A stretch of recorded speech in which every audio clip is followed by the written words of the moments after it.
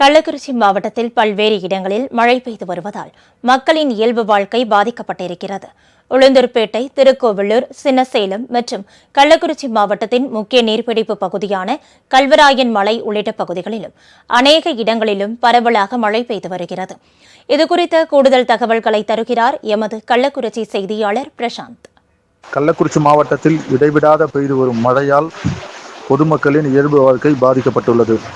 கள்ளக்குறிச்சி மாவட்டத்தில் நேற்று காலை முதல் பல்வேறு இடங்களில் லேசான சாரல் மழை தொடங்கியது. இந்த நிலையில் நேற்று மாலை கள்ளக்குறிச்சி மாவட்டத்தில் கள்ளக்குறிச்சி, உளுந்தூர்பேட்டை, திருக்கோவிலூர் மற்றும் கள்ளக்குறிச்சி மாவட்டத்தின் முக்கிய நீர்பிடிப்பு பகுதியான கல்வராயன் மலை உள்ளிட்ட பகுதிகளில் அநேக இடங்களில் பரவலாக மழை பெய்து வருகிறது.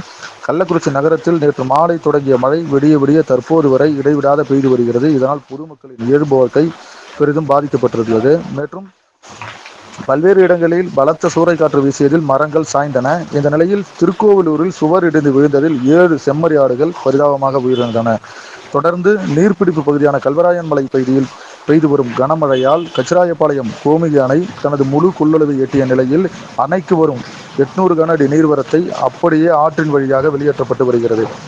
கள்ளக்குறிச்சி மாவட்டத்தை பொறுத்தமட்டில் தற்போது வரை தொடர்ந்து கனமழையானது பெய்து வருகிறது. ராஜ் செய்திகளுக்காக கள்ளக்குறிச்சி.